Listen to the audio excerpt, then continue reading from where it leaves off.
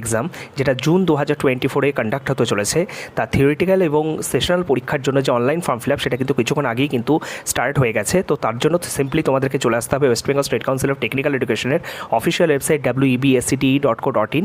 তো সেখানে হোম পেজে আসার পরে কিছুটা স্ক্রল করলে তোমরা কারেন্ট সেকশনে দেখতে পারবে apply online for external theoretical sessional examinations for the students of diploma in engineering and technology architecture MOPM 3DAG event semester June 2024 এবং লাস্ট ডেট তোমরা দেখতেই পাচ্ছ 19/5/2024।